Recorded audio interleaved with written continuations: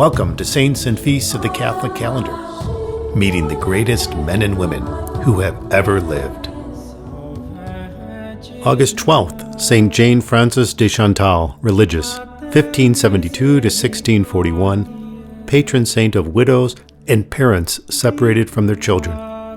An aristocratic widow's grief is transformed into love of God.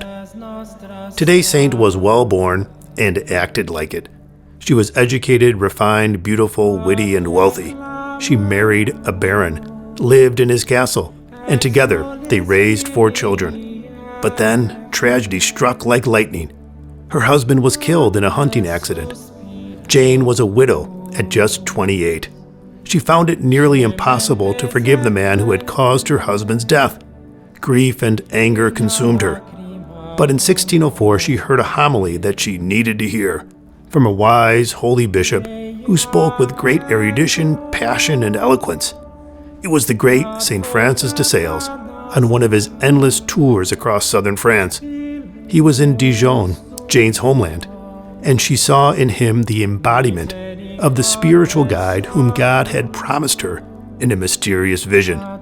The two bonded in a holy friendship not unknown among the saints, and remained close until de Sales' death. Jane de Chantal wanted to become a nun, but Francis dissuaded her, for the time being.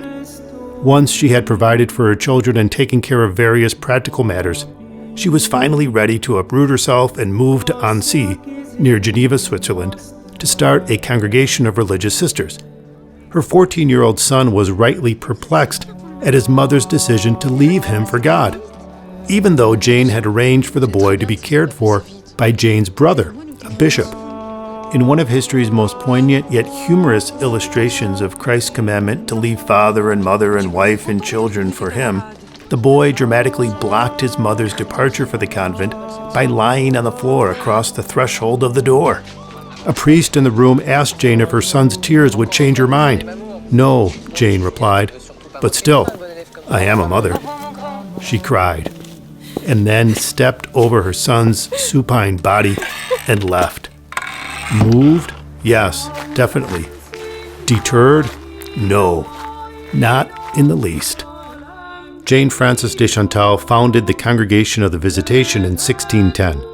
Its sisters were often women who had been unwelcome in other religious congregations due to illness, age, or the inability to live the strict life of penance and fasting required in most convents.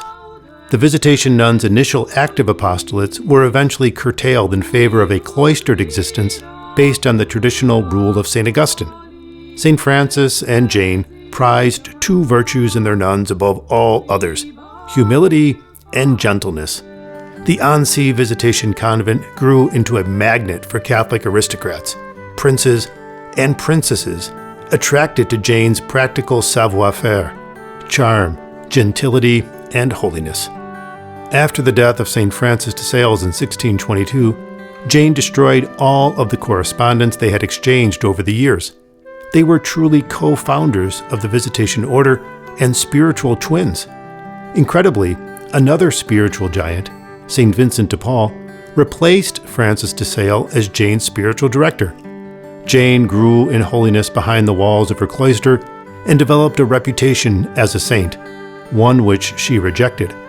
After many physical and interior sufferings, she died a holy death, was beatified in 1751, and canonized in 1767. She was indeed rewarded by Christ 100-fold for having cut ties with her family.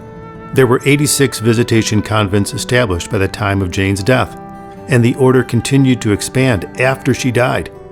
Visitation convents are still present in many countries throughout the world. St. Jane Frances de Chantal is buried in a sumptuous golden tomb in the Visitation Church in Annecy, just a few feet from the tomb of her holy mentor, St. Francis de Sales. St. Jane Frances de Chantal, your commitment to God grew out of grief over your husband's untimely death. May we convert every sadness, loss, and trial in our lives toward the good, redirecting our hurts into an ever more intense love of God. Amen.